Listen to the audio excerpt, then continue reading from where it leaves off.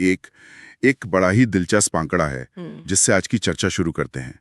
दुनिया के नक्शे पर भारत भूमि के हिसाब से सिर्फ 2.4% जगह लेता है। हाँ, बहुत कम। लेकिन दुनिया की लगभग 17.5% आबादी यहीं रहती है। जब मैंने ये पहली बार पढ़ा तो मैं सोचने लगा कि इसका मतलब क्या है। ये ऐसा है जैसे एक पार्टी में 100 लोग हों, लेकिन 17 लोग एक छोटे से कोने में खड़े हों। बिल्कुल सही।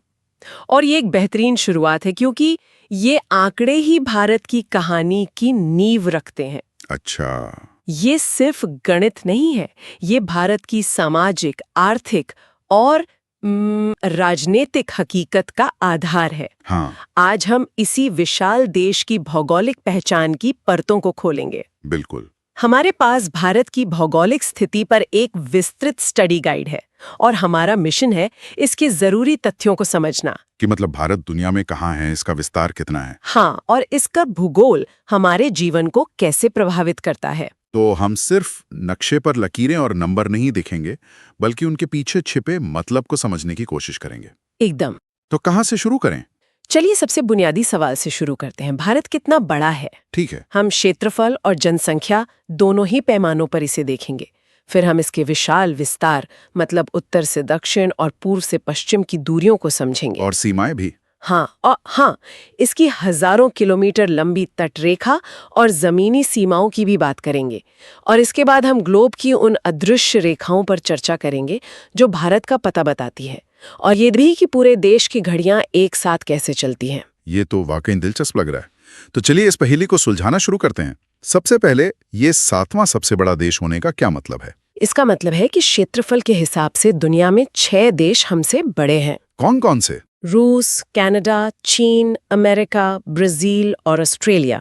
हमारी गाइड के मुताबिक भारत का कुल भौगोलिक क्षेत्रफल लगभग 33 लाख वर्ग किलोमीटर है। 32,87,000 कुछ है शायद। हाँ, 32,87,263 वर्ग किलोमीटर। यह एक बहुत बड़ा इलाका है। ठीक है, तो क्षेत्रफल में हम 7वें नंबर पर हैं।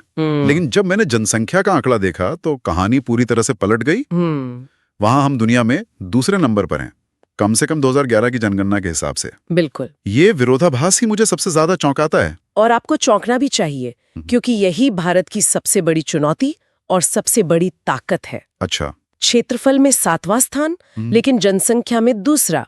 इसका सीधा सा मतलब है कि यहाँ जनसंख्या का घनत्व बहुत ज्यादा है। मतलब कम जगह में ज्यादा लोग। बहुत ज्यादा लोग। अब सोचिए, इसका असर हर चीज पर पड़ता है। हमारे शहरों पर बेहिसाब दबाव, पानी और जमीन जैसे प्राकृतिक संसाधनों की कमी। और रोजगार की चुनौती तो है ही। हाँ, रोजगार पैदा करने की एक लगातार चुनौती। ये आंकड़ा सिर्फ एक नंबर नहीं है, ये भारत की हर बड़ी सामाजिक और आर्थिक योजना के पीछे की सबसे बड़ी सच्चाई है। ये तो बात हुई आकार की। अब इसके विस्तार को समझते हैं। गाइड में कुछ नंबर दिए गए हैं। उत्तर से दक्षिण की लंबाई 3,214 किलोमीटर और पूर्व से पश्चिम की चौड़ाई 2,933 किलोमीटर। ये नंबर सुनने में तो बड़े लगते हैं, पर इन्हें असलियत में कैसे समझें? इसे ऐसे समझते हैं।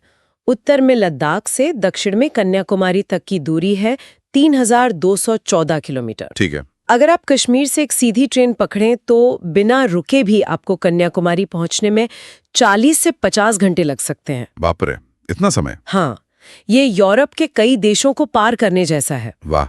और पूर्व से पश्चिम की चौड़ाई भी लगभग 3,000 किलोमीटर है। बिल्कुल, अरुणाचल प्रदेश से गुजरात तक।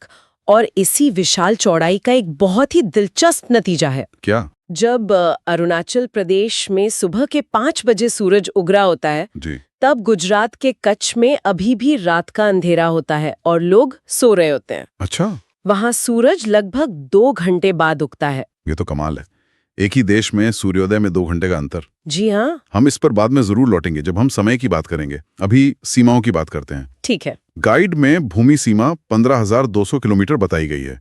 लेकिन तट रेखा को लेकर 2 अलग-अलग आंकड़े दिए गए हैं जी, जो मुझे थोड़ा कंफ्यूजिंग लगा। क्या आप इसे समझा सकती हैं? हाँ, ये एक आम कंफ्यूजन है और इसे समझना जरूरी है।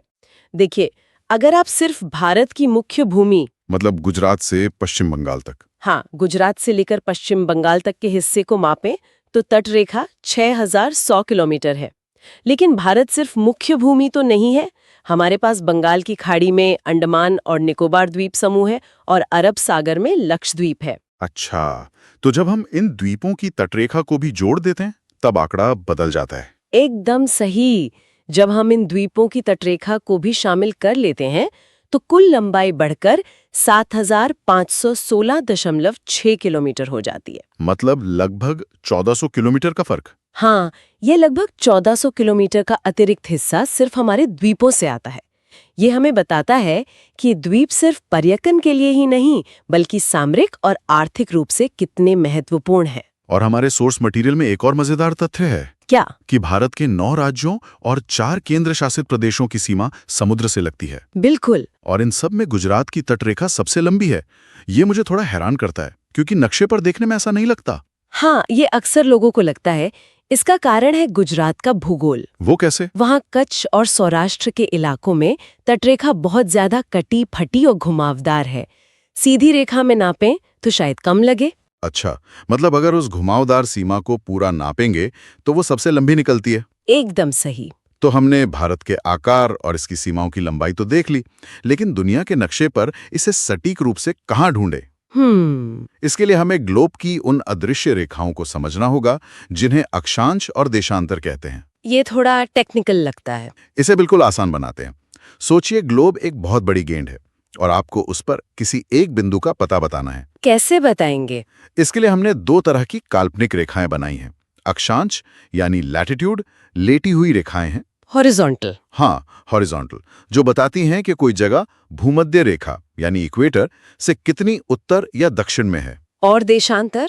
और देशांतर यानी लॉन्गिट्यूड, लंबी खड़ी रेखाएं हैं, वर्टिकल, जो बताती हैं कि कोई जगह प्रमुख मध्याह्न रेखा प्राइम मेरिडियन से कितनी पूर्व या पश्चिम में है। तो एक तरह से ये जीपीएस कोऑर्डिनेट की तरह काम करता है। बिल्कुल, किसी भी जगह का सटीक पता। बहुत बढ़िया समझाया। तो इस जीपीएस सिस्टम के हिसाब से भारत का पता क्या है? भारत पूरी तरह से उत्तरी गोलार्ध, नॉर्दर्न हेमिस्फीयर में है। और पूर्वी गोलार्ध में भी? हाँ, और पूर्वी गोलार्ध यानी ईस्टर्न हेमिस्फीयर में। अगर आप ग्लोब पर देखें तो भारत नीचे में 8 डिग्री 4 डिग्री उत्तरी अक्षांश से शुरू होकर ऊपर 37 डिग्री 6 डिग्री उत्तरी अक्षांश तक फैला है। ठीक है। और चौड़ाई में यह पश्चिम में 86 डिग्री 7 पूर्व से लेकर पूर्व में 97 डिग्री 25 पूर्वी देशांतर तक जाता है। इन्हीं अक्षांश रेखाओं में से एक का जिक्र हमारी गाइड में बार-बार आता है, कर्क रेखा। हाँ, ट्रॉपिक ऑफ कैंसर यानी 23.5 डिग्री उत्तरी अक्षांश। ये इतनी खास क्यों है? कर्क रेखा बहुत महत्वपूर्ण है क्योंकि यह भारत के लगभग बीच से होकर गुजरती है और देश को 2 मुख्य जलवायु क्षेत्रों में बांट देती है। 2 जलवायु क्षेत्र? जी, इसके दक्षिण का हिस्सा उष्णकटिबंधीय यानी ट्रॉपिकल कहलाता है, जहां मौसम ज्यादातर गर्म और नम रहता है। और उत्तर का? और इसके उत्तर का हिस्सा उपोष्ण कटिबंधीय मतलब सब ट्रॉपिकल है, जहां हमें मौसम में ज्यादा विविधता देखने को मिलती है, सर्दियां गर्मियां सब कुछ। और गाइड के मुताबिक ये रेखा भारत के 8 राज्यों से होकर गुजरती है। 8 राज्य? गुजरात, राजस्थान, मध्य प्रदेश, छत्तीसगढ़, झारखंड, पश्चिम बंगाल, त्रिपुरा और मिजोरम। ये याद रखने वाला एक अच्छा तथ्य है। बिल्कुल, ये रेखा हमारे देश की जलवायु और कृषि की विविधता को समझने की कुंजी है। चलिए अब उस 2 घंटे वाले सूर्योदय के अंतर पर वापस आते हैं। हाँ? अगर अरुणाचल प्रदेश और गुजरात के समय में इतना फर्क है तो पूरे देश में काम कैसे चलता है? क्या हमारे पास अलग-अलग टाइम जोन है? ये एक बहुत ही व्यवहारिक सवाल है। कई बड़े देशों जैसे रूस और अमेरिका में कई टाइम जोन होते हैं। लेकिन भारत ने एक ही समय क्षेत्र मतलब एक ही टाइम जोन को अपनाया है, जिसे हम भारतीय मानक समय या IST कहते हैं, ताकि कंफ्यूजन ना हो। हाँ, इससे रेलवे, फ्लाइट्स और ऑफिस के कामकाज में एक रूपता बनी रहती है। तो ये IST कैसे तय होता है? ये किसी एक जगह के समय पर आधारित होगा? हाँ, हमने देश के लगभग बीच से गुजरने वाली एक देशांतर रेखा को मानक मान लिया है। अच्छा। ये है 82 डिग्री 30 मिनट पूर्वी देशांतर रेखा, जो उत्तर प्रदेश में इलाहाबाद के पास नैनी से होकर गुजरती है। तो जो समय नैनी में होता है वही पूरे देश में माना जाता है? बिल्कुल, इसी रेखा पर जो समय होता है उसे ही पूरे देश की घड़ियों में सेट कर दिया जाता है।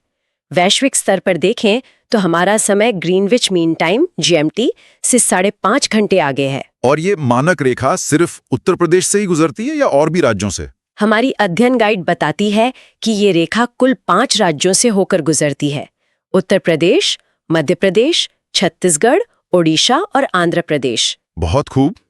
अब जब हमने भारत को अंदर से समझ लिया है तो जरा इसके पड़ोस में भी झांकते हैं। हमारे पड़ोसी देश कौन कौन है? गाइड के अनुसार भारत के कुल 9 पड़ोसी देश हैं। इनमें से 7 देशों के साथ हमारी जमीनी सीमा लगती है और 2 समुद्री? हाँ, और 2 हमारे समुद्री पड़ोसी हैं। जमीनी सीमा वाले देश हैं पाकिस्तान, अफगानिस्तान, चीन, नेपाल, भूटान, बांग्लादेश और म्यांमार। और समुद्र में? और हिंद महासागर में हमारे समुद्री पड़ोसी हैं श्रीलंका और मालदीव। यहाँ गाइड में सीमाओं की लंबाई का भी जिक्र है और उसमें एक बात मुझे बहुत हैरान करती है। क्या? हमारी सबसे लंबी जमीनी सीमा चीन या पाकिस्तान के साथ नहीं बल्कि बांग्लादेश के साथ है, 4096 किलोमीटर। हाँ, 4096 किलोमीटर। और सबसे छोटी अफगानिस्तान के साथ सिर्फ 106 किलोमीटर। हाँ, ये तथ्य अक्सर लोगों को चौंकाता है।